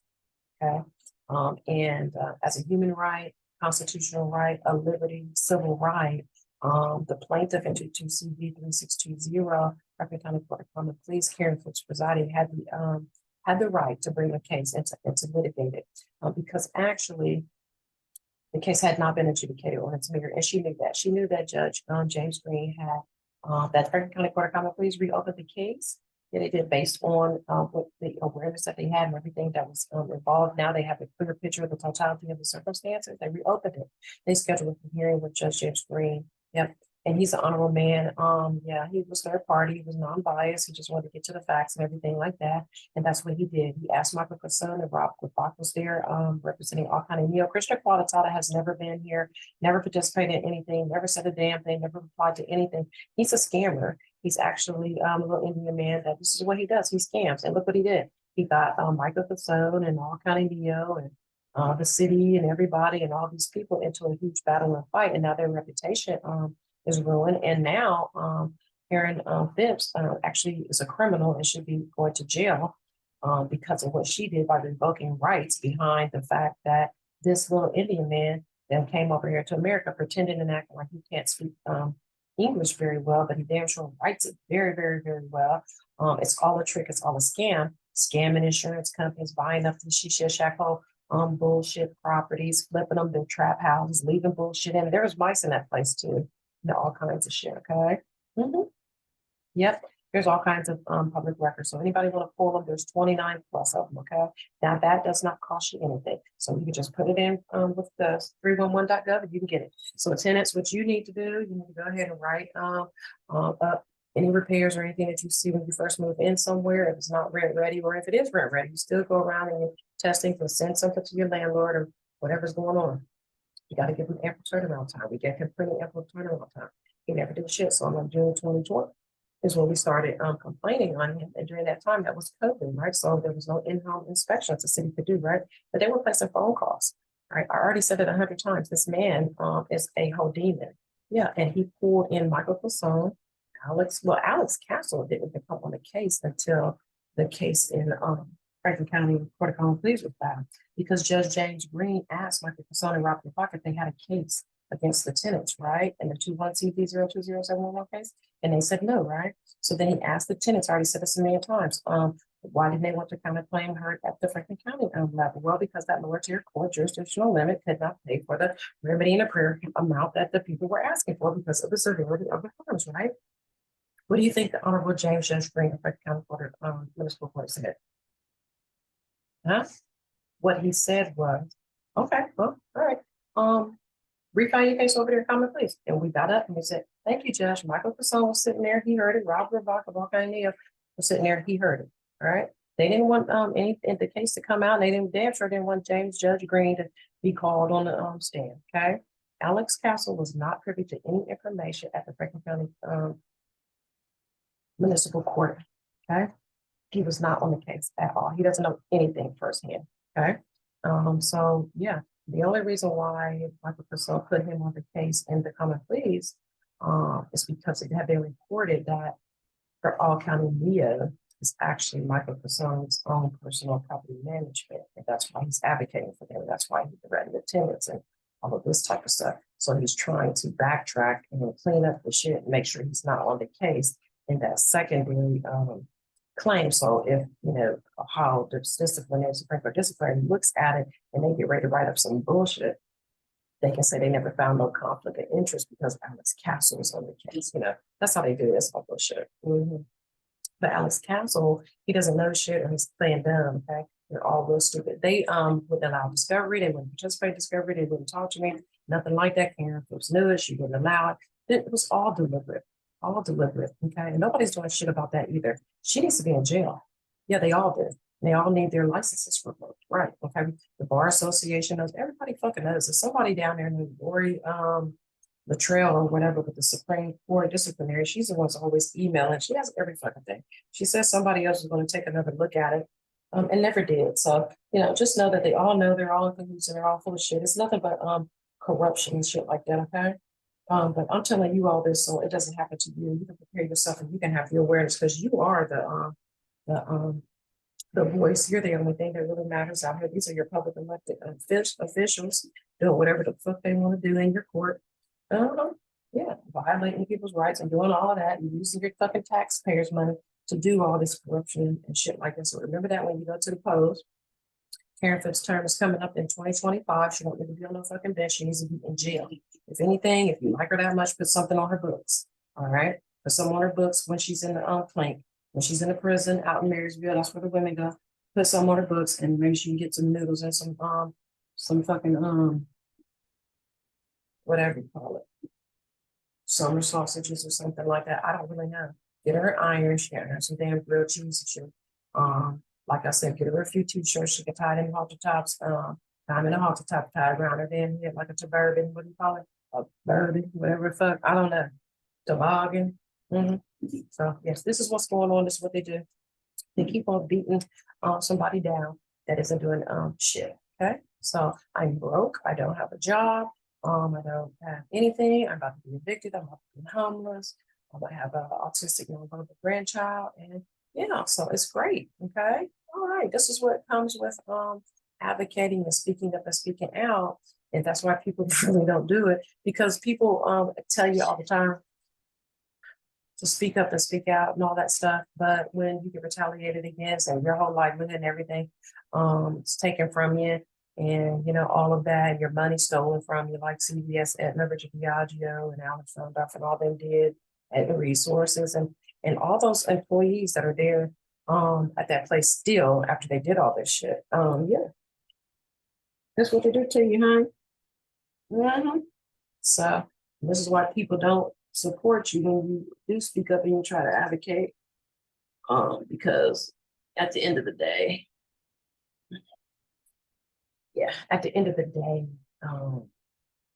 nothing ever changes. And so you lose everything and nobody cares. Nobody gives a fuck. They just want to send emojis of crying eyes and praying hands and like, oh my God, wait, do you know what such and such? You didn't talk about that shit. But don't nobody do shit. Ain't nobody went in law enforcement yet and arrested none of these people that stole my $15,028. That's felony theft. They need to be in jail. Their pictures need to be everywhere. Yeah, New Jersey police needs to go arrest Richard Diageo. Yes, they do. Cleveland, Ohio needs to go arrest Alex Rondo. Needs to be in jail. It's felony theft. Yeah, the CEO of CVS needs arrested. Yeah, or whoever. I don't know. They all got the awareness. Yeah. So the ELC knows about the shit. Everybody does, and nobody's doing damn thing but wanting it to be sit down. Want it to be swept up under the rug. Okay. So anyhow, this is what you do. You go to the public records if you want to access the slumlord or the bad apple employer database that I've actually created over time, just like going through certain things in my life, right? This database is Ohio specific, but I encourage you to make one of your own if you're going through any issues. You can do it with consumer things as well. All right. So the Ohio Attorney General really is consumer specific anyways, but it doesn't matter what you're going through. Still report anybody and anything to them. If they can help you, they will. If not, if they don't have the jurisdiction, they more than likely will give you the entity that does. So it's a resource anything way. Okay. The governor contact us, go to the governor's site, it's contact us form, fill it out, pick whatever agency that you're having an issue complication with, and then what they will do, they will send over your inquiry to the entity, and then the entity will get back with you. All right. Yep, they're really good. The governor one with ensuring that you have the information that you need with respect to what's going on with your case, for sure with Job and Family Services. Okay, but they have all of those entities, state governmental entities that they oversee listed there. All right, so that's a good one. And you can request public records there. Congress, like I told you, the local Congress woman here in Columbus, Ohio, based on the zip code is Joyce Beatty. I showed another video how you can go find all these people, the Senate, the governor, all that. The other one is the Senate that I don't have on here. So like the senator is called request for assistance form. And here in Columbus, it is Sheriff Brown. This one is real good with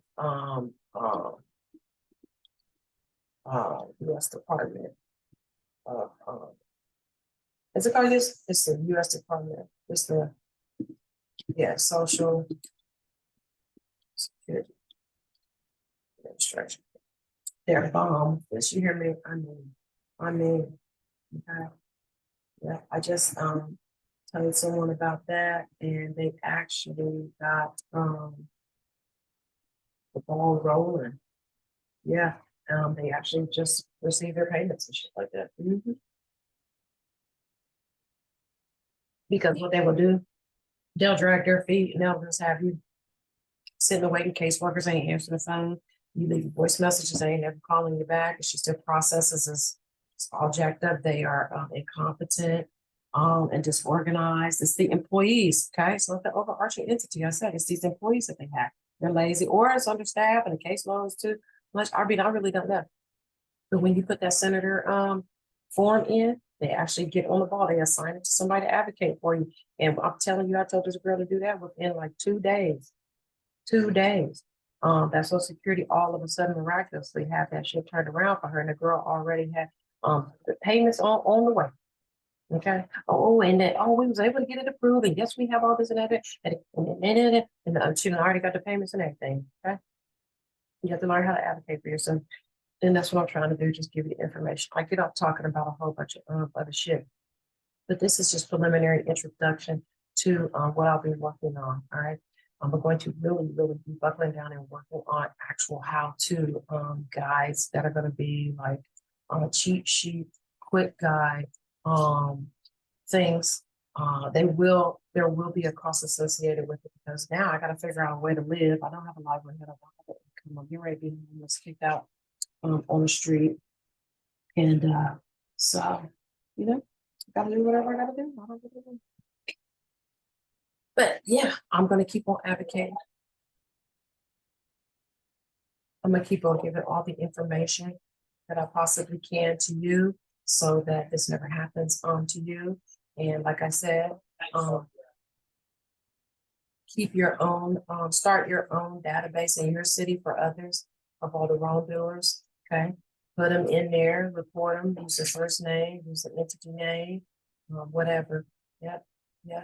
Property management, anybody that's associated to them that has done some type of specific wrongdoing. Yep. Better Business Bureau, Yelp, go on their personal web pages.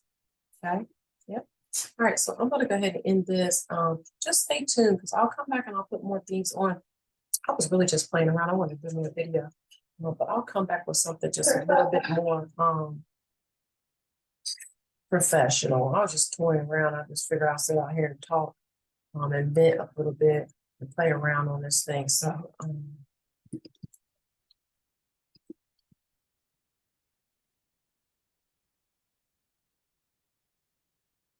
okay. And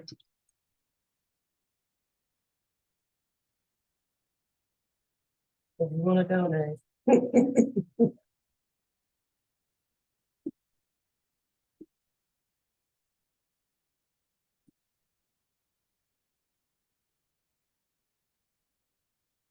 All right.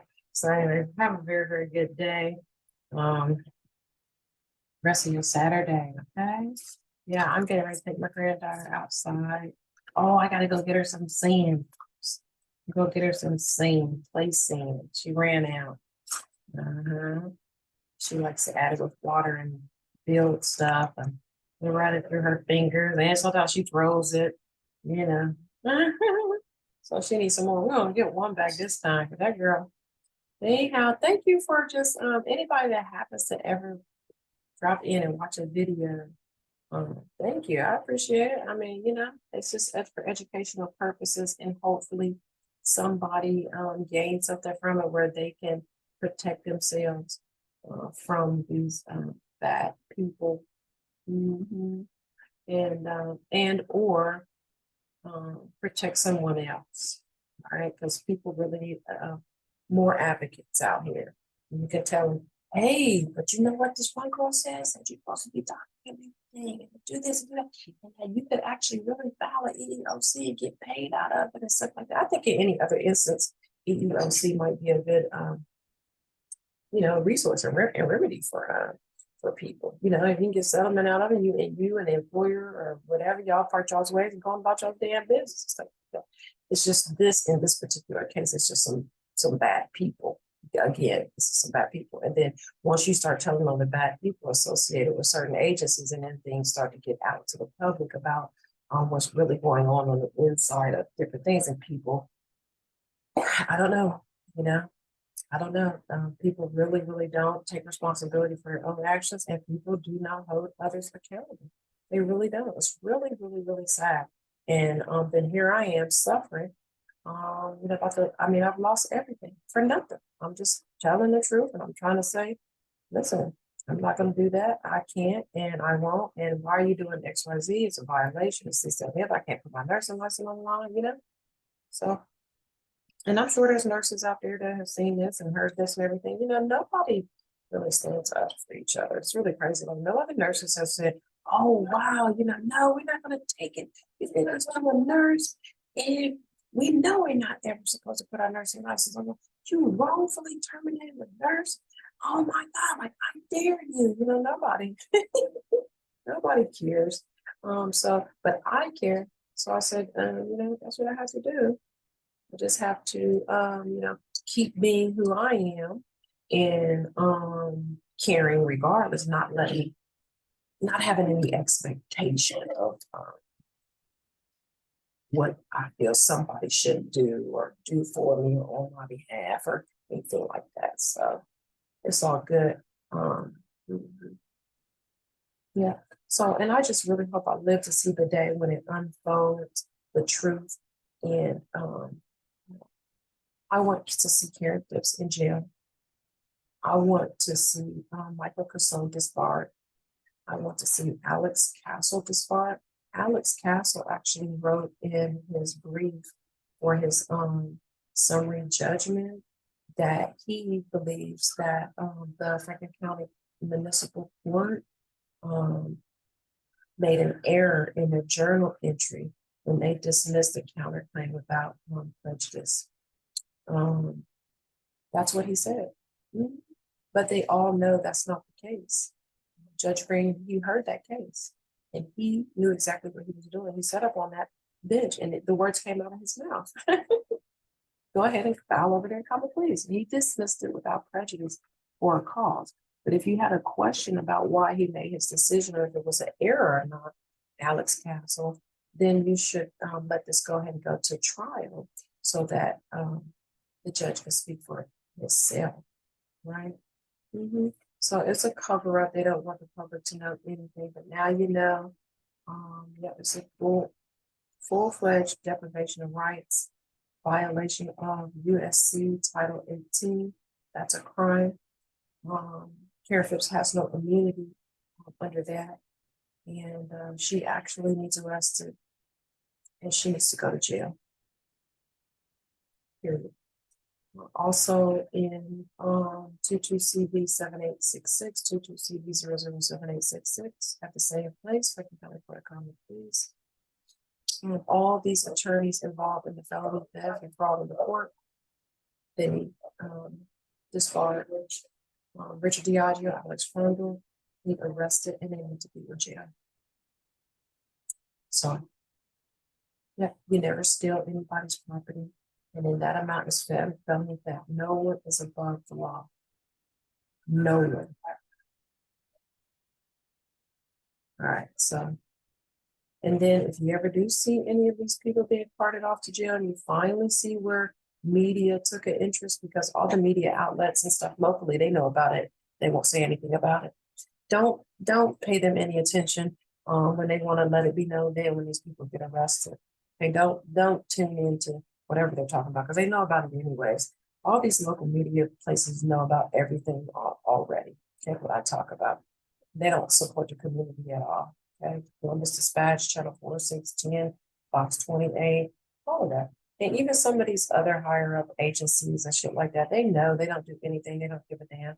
So when they're all sitting in jail, all right, when they're all sitting in jail, okay, we don't want to hear any of your cries and apologies. Too late.